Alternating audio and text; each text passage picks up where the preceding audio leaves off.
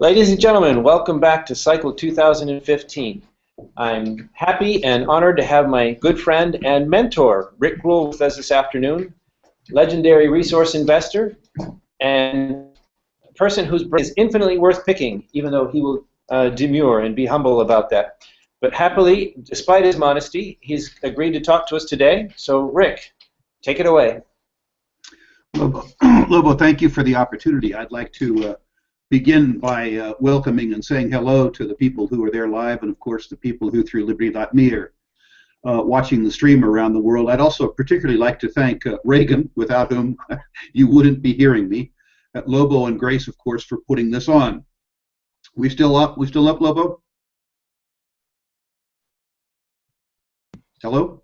Sorry, yes, we're fine. We can hear you. I just muted myself. Great. Okay. The screen went blank here, so we're good. I should begin by saying it's an interesting challenge, given that the people who are there live are at 6:30 in the evening, and I would appear to be competing with happy hour. I know in Eastern Europe that's a stern challenge, but I'll do my best to live up to it. My goal today will be to argue to the people listening live and the people on stream that for both material fulfillment, personal fulfillment and material gain, that business is a better course of career than either government or philanthropy, both in terms of doing good and in terms of course, doing well. The title of the speech is Make the World a Better Place by Getting Rich. It could also be entitled Doing Well While Doing Good. And I will argue that, as I say, for personal fulfillment and material fulfillment, you should look to business rather than government or philanthropy. It's worthy to note at the beginning that the entrepreneur thrives by identifying a need, which is a different way of saying a market, and finding a way to fill that need at a profit. I would argue, and I think everyone listening to this would understand, that in many circumstances governments build bureaucracies around a problem that ends up having an interest in the problem rather than fixing the problem, because the product of the organization is so difficult to manage. In other words, in the United States, as an example, there's a very large social service administration that would seem ultimately to have an interest in and further employment from the problem they were set up to solve. There is an institutional reward in the problem rather than an institutional reward by way of a profit to solve the problem. I would argue that oftentimes both governments and philanthropies develop bureaucracies that are counterproductive with regards to solving a problem. Whereas a business, because the business generates revenues by solving problems, solves a problem and moves on to find a new problem to solve. It's also worthy to note, and I don't think I need to tell many people on this call, that another one of the big differences between a business and a government or a philanthropy is that a business's customers enter into relationships with the business of their own free will. It's important, I think, to digress to talk a little bit about what money is and how money fits into the equation. In my own experience, money is merely a medium of exchange. Money is an expression of the surplus utility that someone generated. Now, I know this is getting technical before happy hour, but the truth is that I see profits and material wealth as merely representing the surplus utility that one generated relative to the utility that one consumed.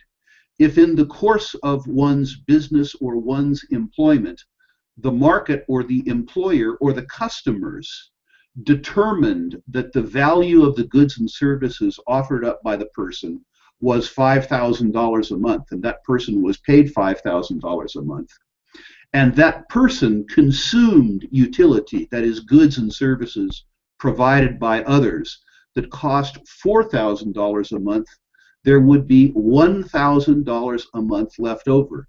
That savings, that capital, represents, for the discussion purposes today, the surplus of the utility generated relative to the utility consumed. And I will argue, as a consequence of that very, very simple equation, that amassing great wealth is evidence of and a consequence of generating much more utility for society than one consumed. The simplest part of my argument is that businesses, because they generate retained earnings, because some of them generate astonishing amounts of surplus capital, while governments generate enormous deficits and enormous debts.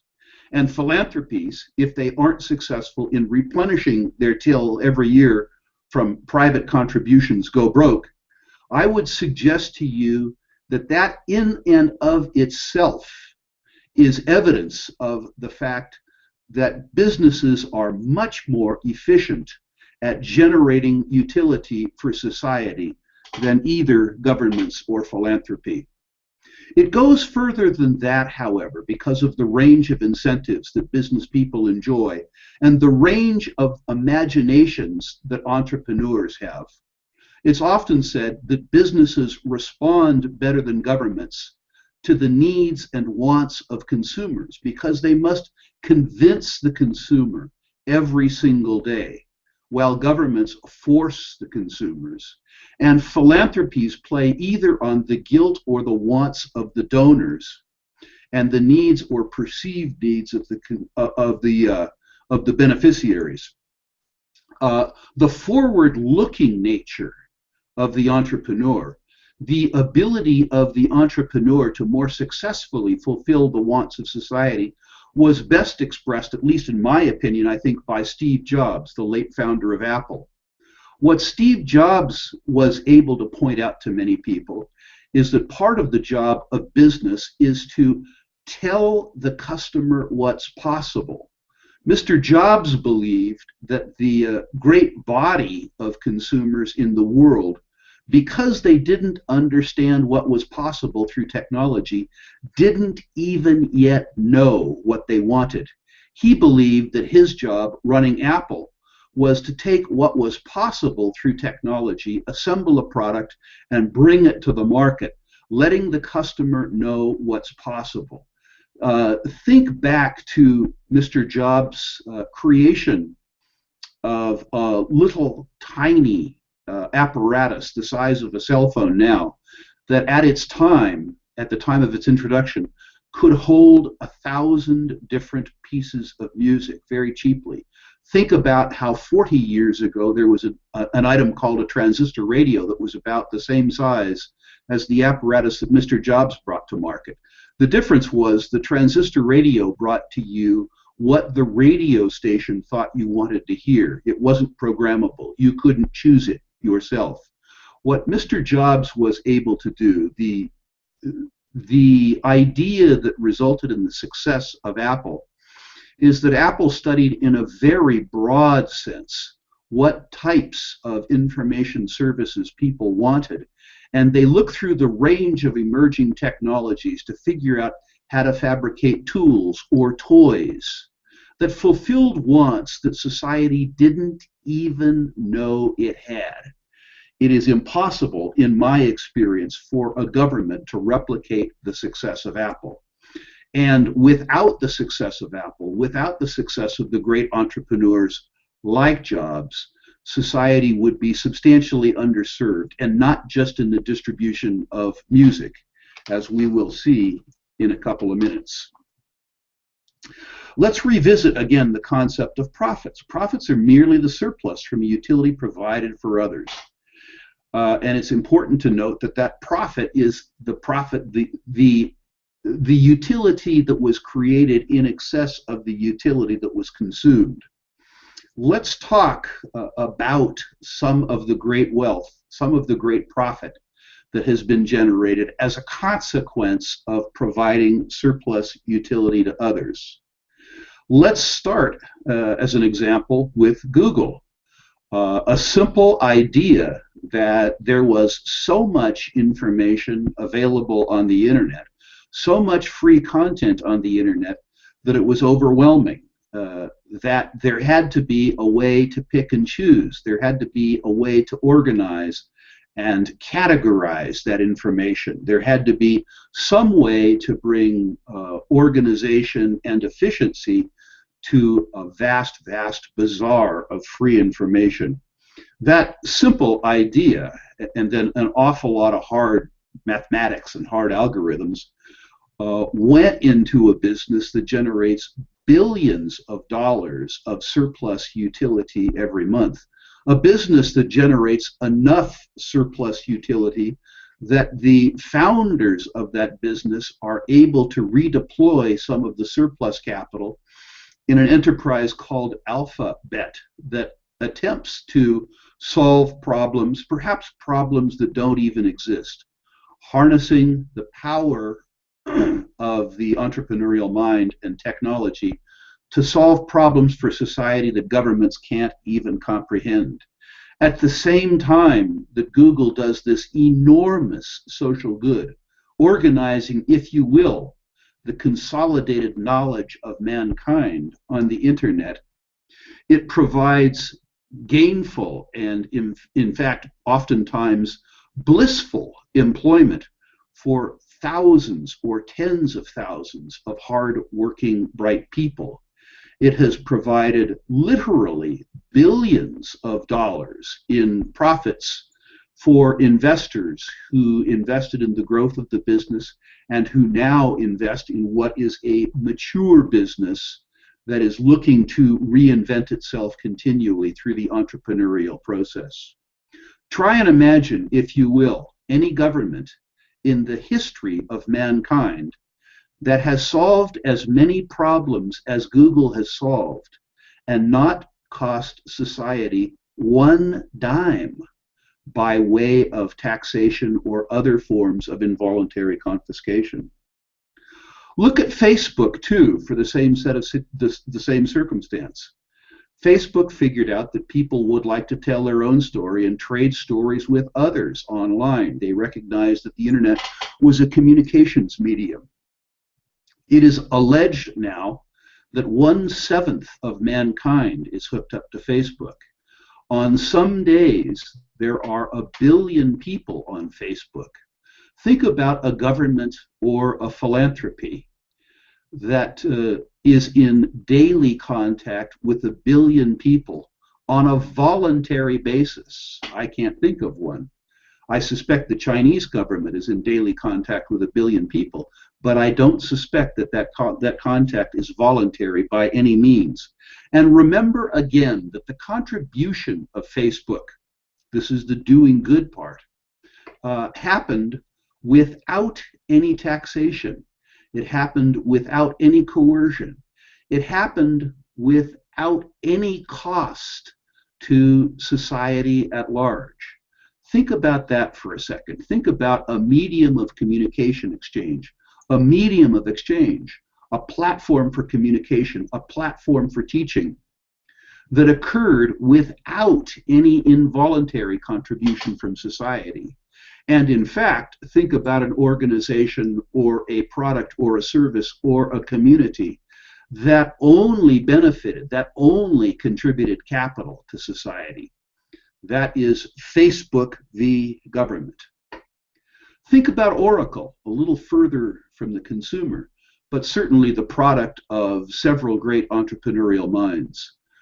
Without Oracle, which once again occurred without any direct contribution from a government or a philanthropy, an organization that occurred spontaneously, an organization that was financed and grown through retained earnings, an organization without which global commerce, the global exchange of information and capital, could not occur. And if you want to get away from technology, Think about the more vilified corporations. Think about a corporation like ExxonMobil. Whatever the big thinkers of the world might think about ExxonMobil, ExxonMobil and companies like it in the energy business make our daily life possible. And again, at least to a very large extent, these enterprises allow us to drive. They allow us to access electricity. They allow us access to petrochemicals.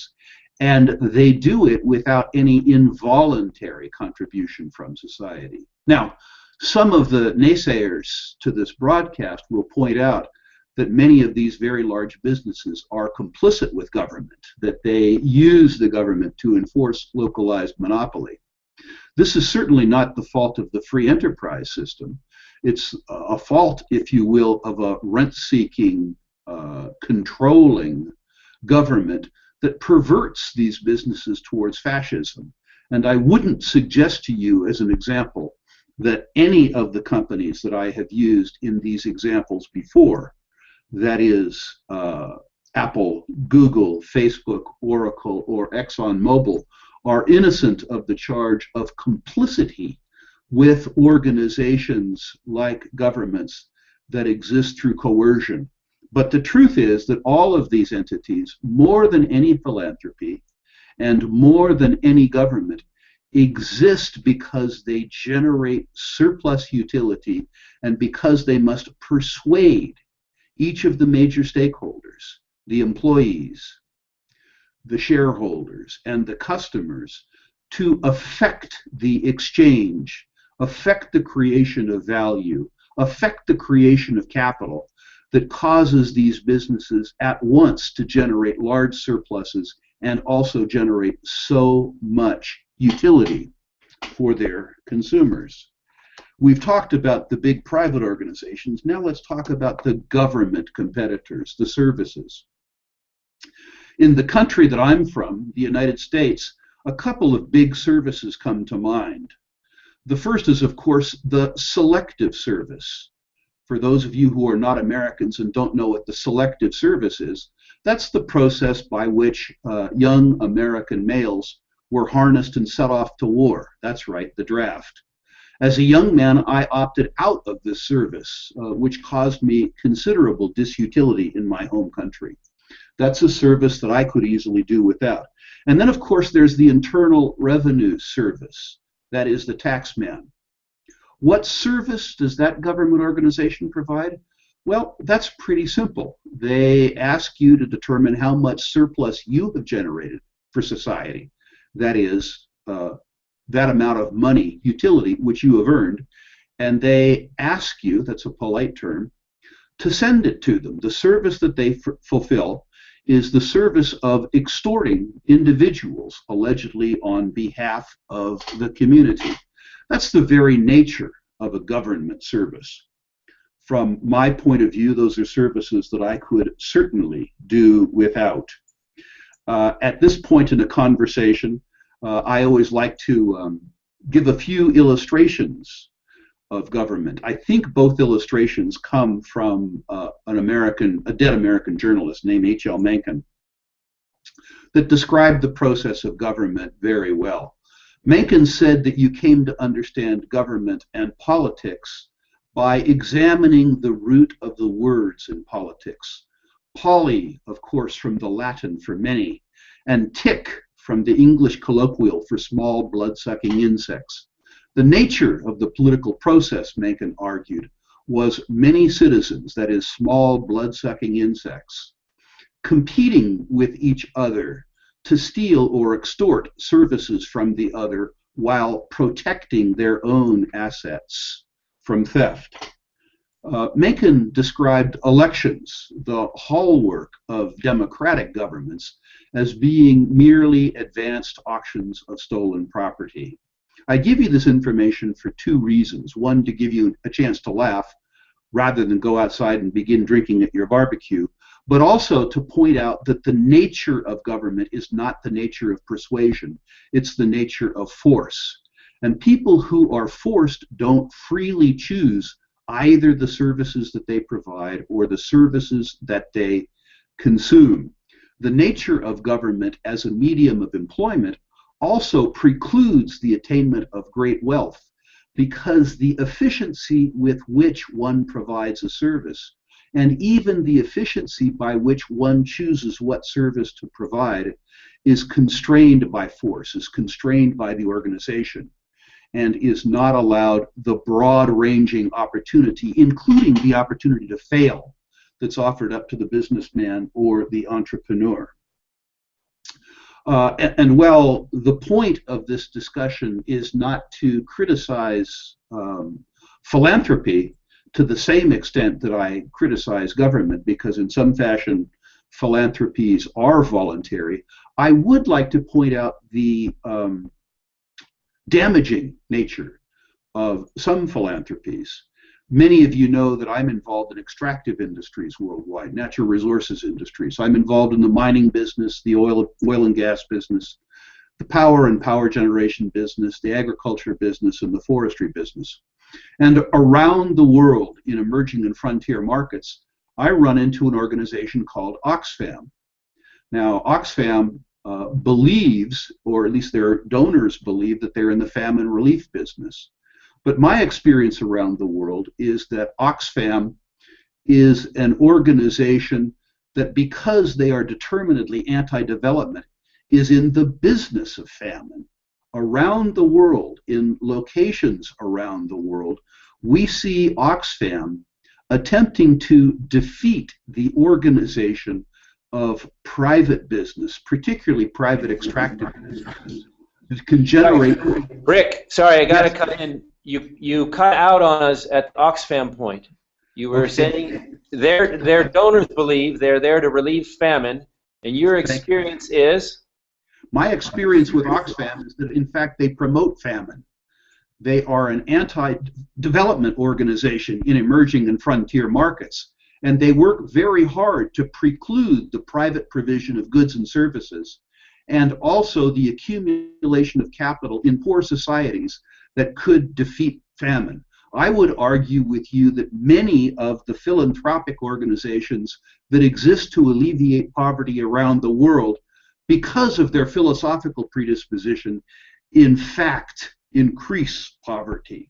My suspicion is, if you want to alleviate poverty in emerging and frontier markets, which I determinedly do, you do it by assisting people in starting businesses that voluntarily address problems that have been identified both by the market and by the entrepreneur.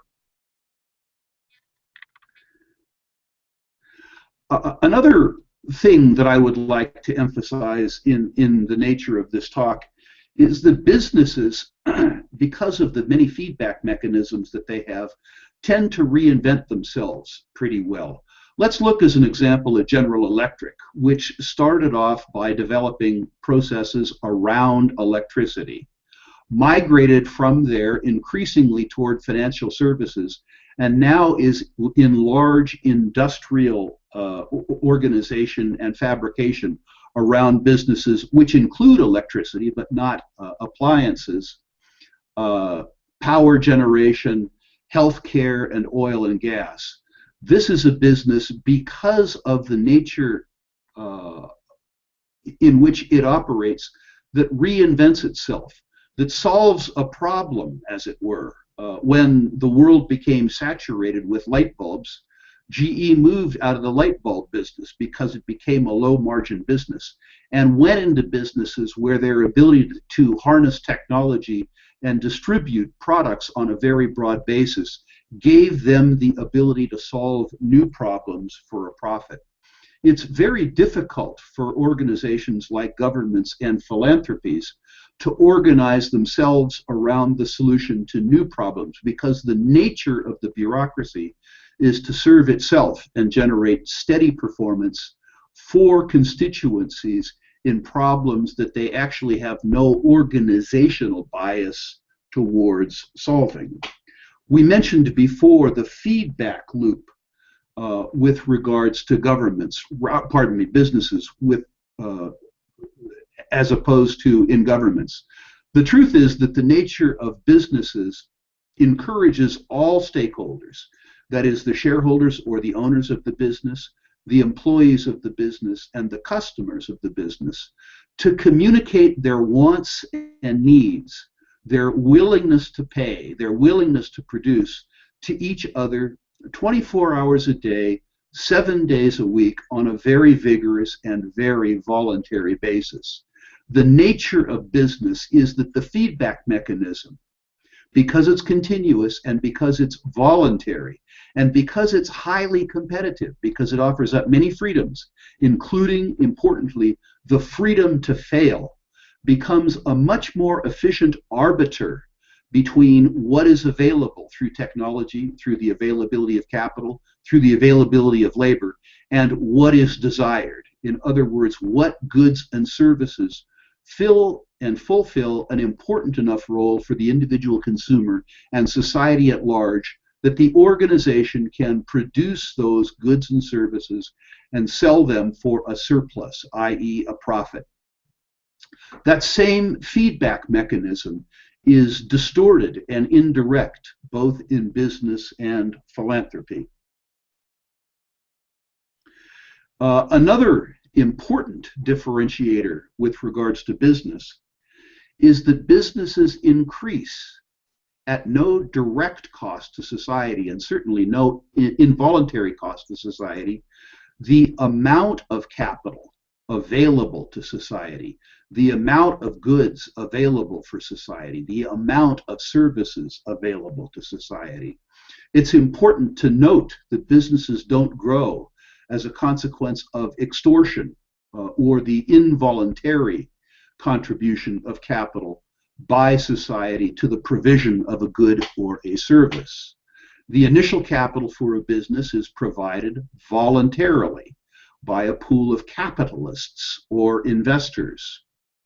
The consumption of this good or services happens voluntarily between society and consumers and the providers of the goods and services.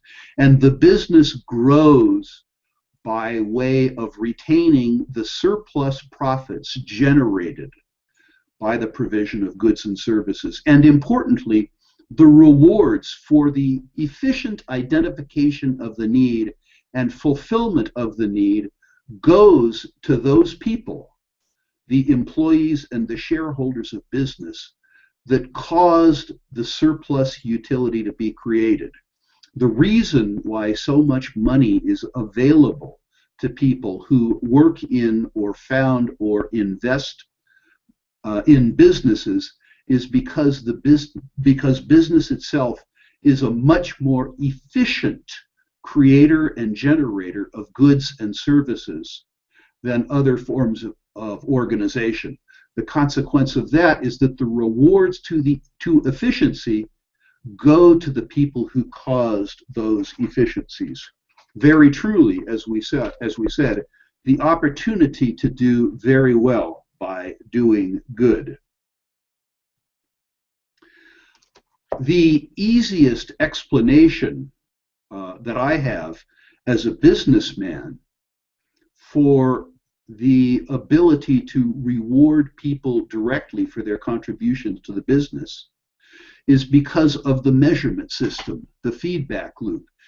I had a very good friend of mine who I think is actually watching this talk from New Zealand, who used to run a fairly large philanthropy, and his own criticism of the philanthropic model was there was no effective empirical measurement tool to measure the efficiency that the organization demonstrated in meeting the needs that it had been set up to meet. The employees of the organization had one set of preferences. The donors had a different set of preferences. And the recipients, of course, had an infinite set of preferences. But there was no empirical mechanism, to put it crassly, no profit by which the efficiency of the organization could be managed.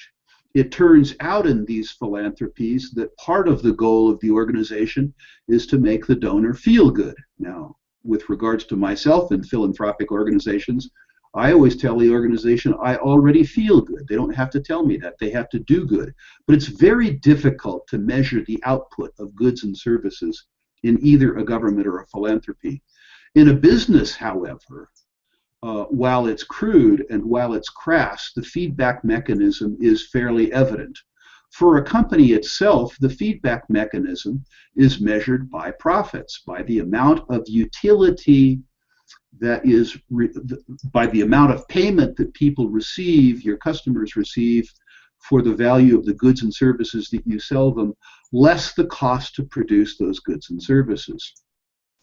Certainly in my own business, a financial service business, it's easy for me to manage and measure the utility that's generated by my employees. My salesmen, as an example, get compensated as a percentage of sales. The more they sell, the more they earn. The consequence of that is that a salesman who costs me, notice that costs is in brackets, $1 million a year, is somebody who I prefer to a different salesman that costs me $100,000 a year, simply because the salesman who made $1 million a year generated 10 times or more the sales of somebody who was compensated $100,000 a year. That is, that the more highly compensated employees are highly compensated, A, because they generated more utility, but B, because I could measure the utility that they generated very efficiently. If you lack that crass feedback mechanism, profit, it's difficult to measure the contribution either of the organization or of the individual employee. It's important for young people to know that if you're going to work equally as hard and equally as efficiently in government or in business, invariably, if you are a successful performer, you will be paid more in a business than you will in a government. If, as we have established, you do more good by working in business, and you get paid better by working in business, or better yet, starting a business, I believe that the choice for you is fairly clear. I hope I've been able to establish for you that the best way that you can achieve for society in almost every set of circumstances is to generate utility for that society by way of business in a non-coercive fashion. I hope that I have established for you that by becoming a successful capitalist, that you provide goods and services to society that society wants at no cost to society, at least no indirect cost to society, that your profits are different than taxes, that your profits are in fact evidence of the fact that you have produced for society. And I hope I have, as I say, convinced you that the way forward, both in terms of making the world a better place to live, which is an admirable goal for a young person, but also in terms of achieving material and, I would say, emotional success, lie in business. They lie in entrepreneurial activities, not in activities like philanthropies or activities like government. But before I sign off, I would like to deliver a warning to all of you. And that warning is that when you get involved in a business that you really know and love, as I have, a business where every day you are eager to get up and go to work, and sometimes you resent having to come home, that the very freedom afforded by that constricts or constrains your freedom, in a sense. You become a slave of your own ambition and your own desire to create utility. Business, that is the provision of private goods and services, becomes so interesting that it becomes an addiction. I'm talking from personal experience now. I hope the young people who are watching this talk learn to balance their own lives in terms of the provision of goods and services and the attainment of wealth in a way that makes them more free rather than less free. So I would ask you, in addition to becoming very, very rich through the provision of goods and services, not to become a slave of your own ambition. Lobo, I hope by now I've made my point perfectly clear, and now I'd be willing to talk about things that people are actually interested in, as evidenced by their questions. Thank you very much, Rick.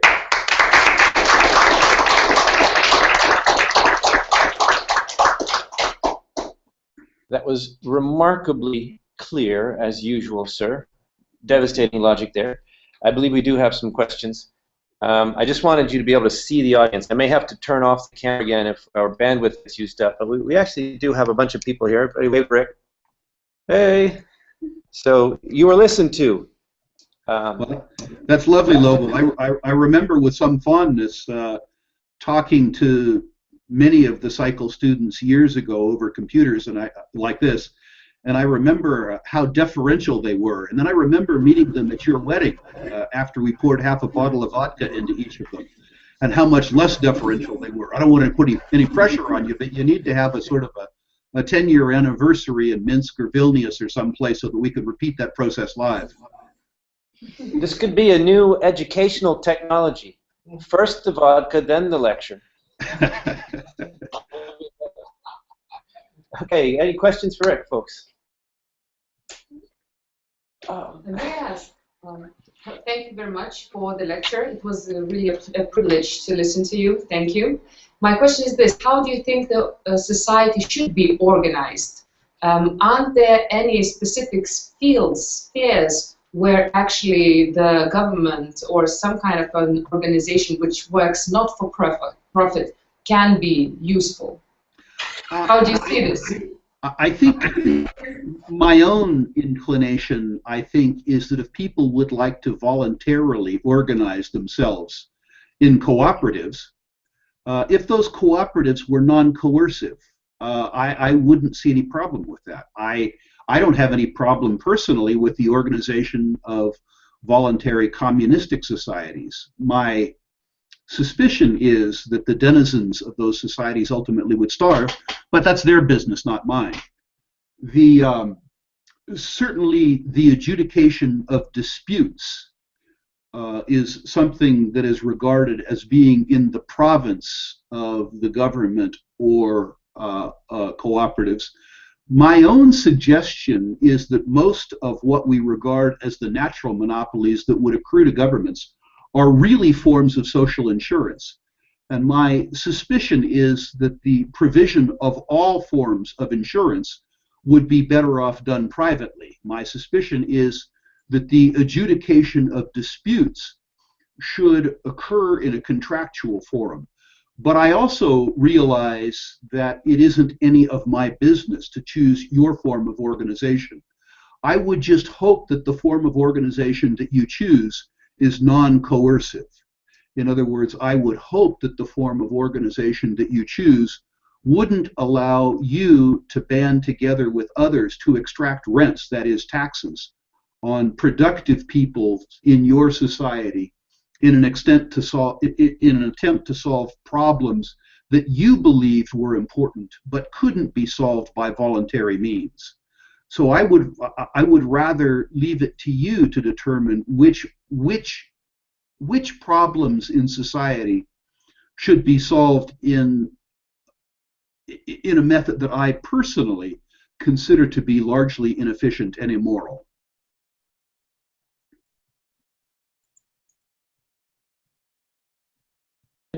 Okay, thank you. We have another question. Yuri? So, from your point of view, what are the key factors, maybe some qualities, which a person has to possess in order to become rich?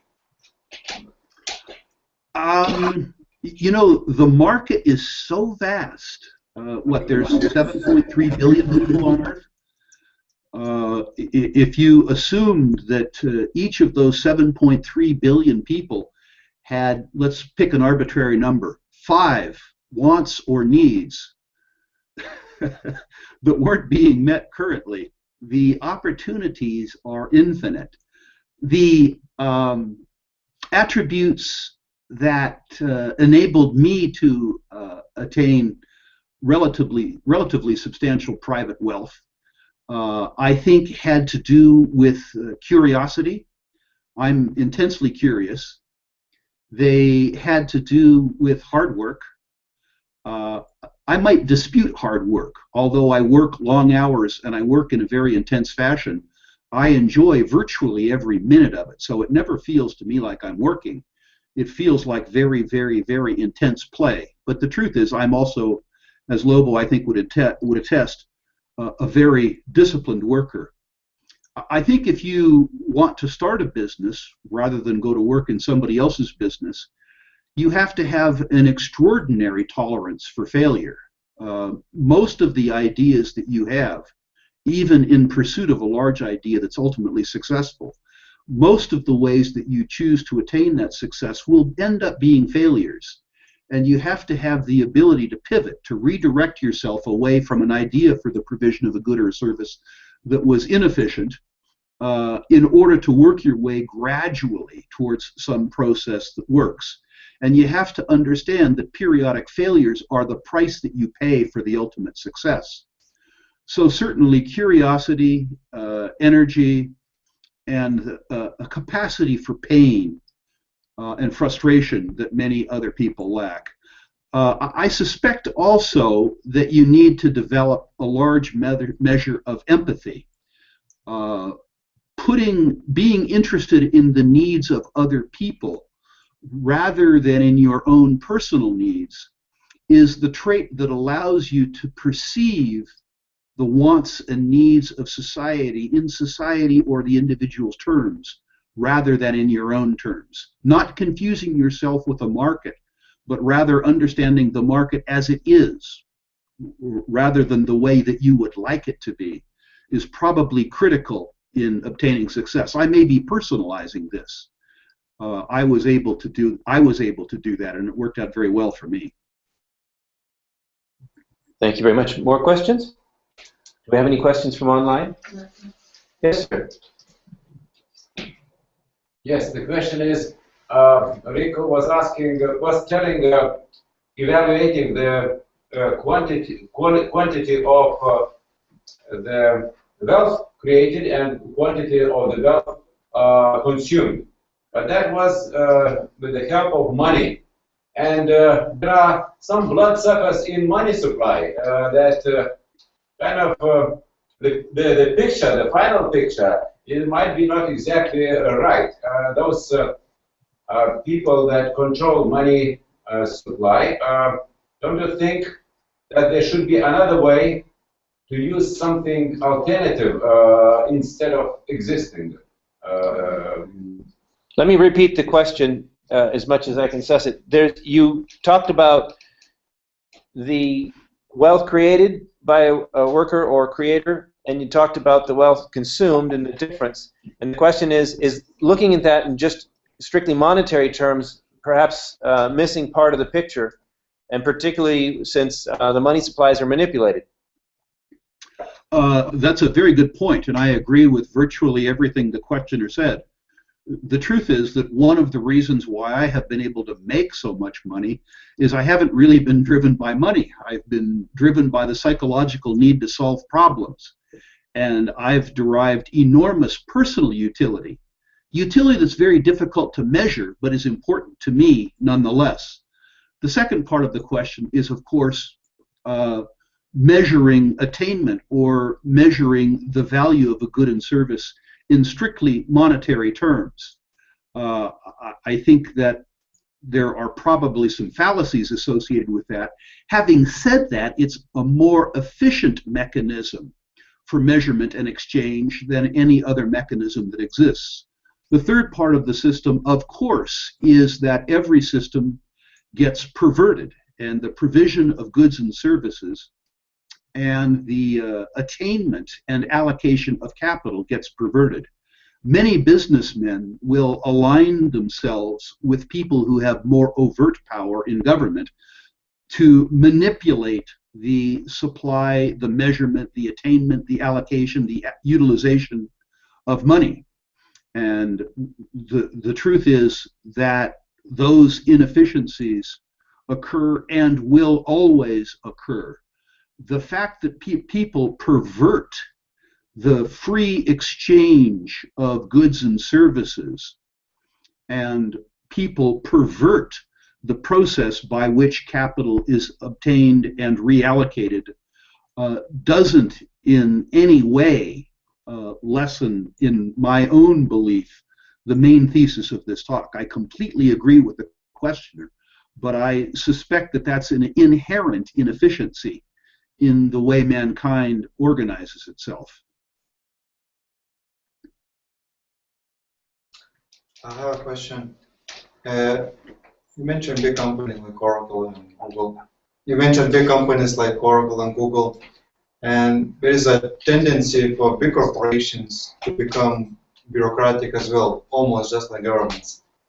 Do you think there is a trend that we will be distributed like smaller, or is it a trend that more business will be smaller in the future, or you still see that big corporations will play a huge role in the future? The gentleman pointed out that big organizations tend to become bureaucratic as well. That's right. And therein lies the opportunity for the young people in the room. Disrupt them, wreck them, to the extent that Google's algorithms become so oriented to generating advertising revenues that they pervert the search function, to the extent that they become inefficient in fulfilling the needs of the consumers. There is a chance to fulfill consumers' needs better at a lower cost than Google does. There's a chance to defeat Google despite its very size if the orientation of the organization gets away from the efficient provision of the goods and services demanded by society. It's a self-correcting mechanism.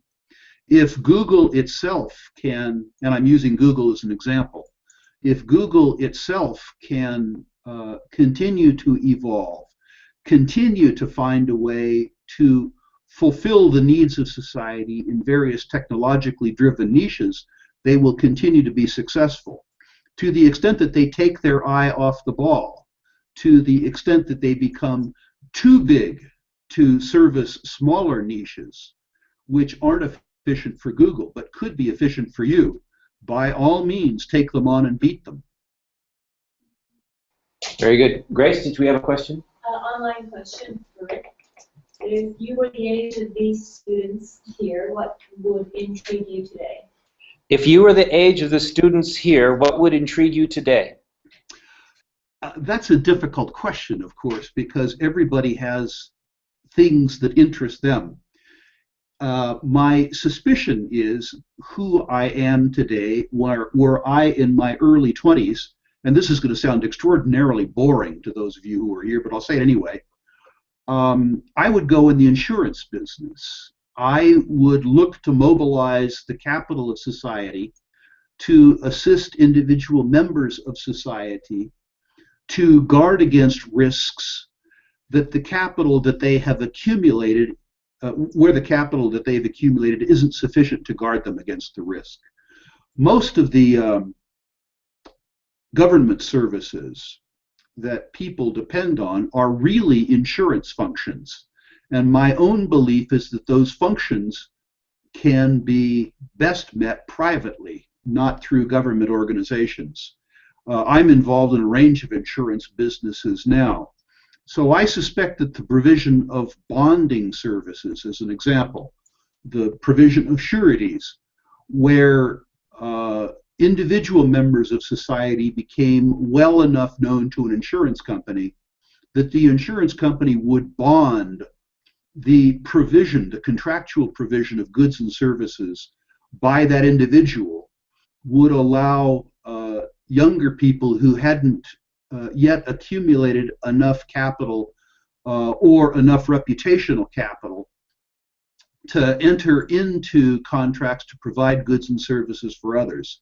So I particularly probably would go in the insurance business, and I would probably invest in forums for dispute resolutions that took place between insurance companies and between individuals whose sureties were bonded by insurance companies. Dispute resolution, contractual dispute recognition resolution services that were private rather than public. I see a need there that's measured in the trillions of dollars that's being met extremely inefficiently, and a problem that is often ultimately addressed by governments in the form of war, which is an extremely inefficient dispute resolution mechanism.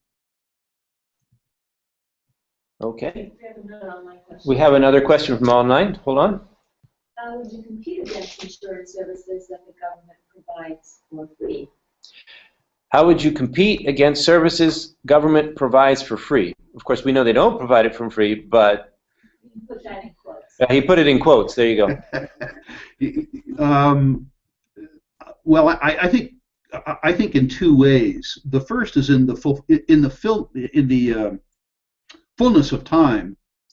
As an American, my government's ability to, quote, offer those services for free becomes increasingly less viable. I don't want to speak about other people's governments because I don't know them. But in the United States, at the federal level, we have a $19 trillion on-balance sheet liability. We have a $100 trillion off-balance sheet liability. And at the state and local levels, we have larger liabilities. The truth is that the organization that's allegedly providing those services for free is going broke as a consequence of the inefficient allocation of resources.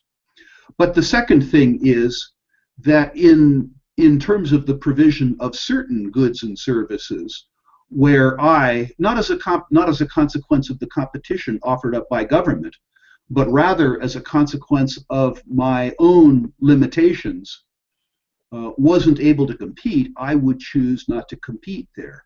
I am an extremely efficient allocator of capital in things like the organization and construction of power plants, the exploration for oil and gas reserves, the exploration for and development of mineral resources. I love those businesses. I'm curious about them. I have a very deep Rolodex so that I understand how to mobilize human capital as well as physical capital. It's impossible for governments to compete with me, even though their cost of capital as a consequence of their obtaining it through extortion or through printing is lower than mine. My efficiency in terms of the provision of the services that interest me is so much better than governments that although I can't compete with governments, they can't compete with me either. So I would choose sectors where I could outcompete them easily.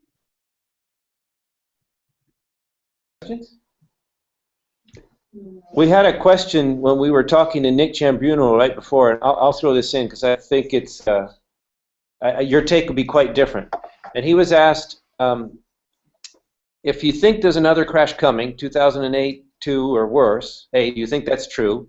B, if you do, what country would you go live in? Where would you internationalize yourself to try to be out of the storm's way? And C, where or how would you invest with that potential crash in mind?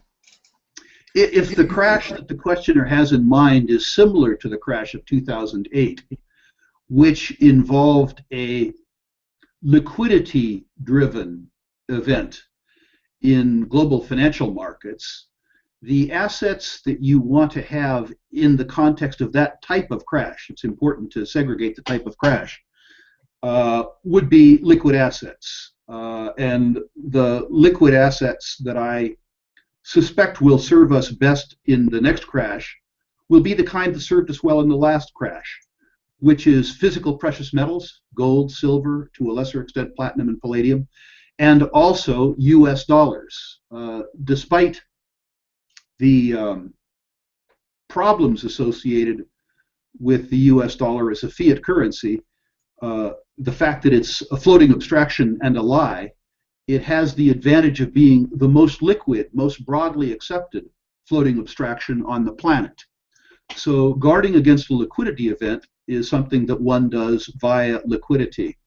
Now, in terms of surviving the crash, in terms of surviving the social dislocation that would follow the crash, my temptation is that one would choose a fairly homogeneous society where the disputes that resulted from the crash would be less likely to take place along ethnic and class lines.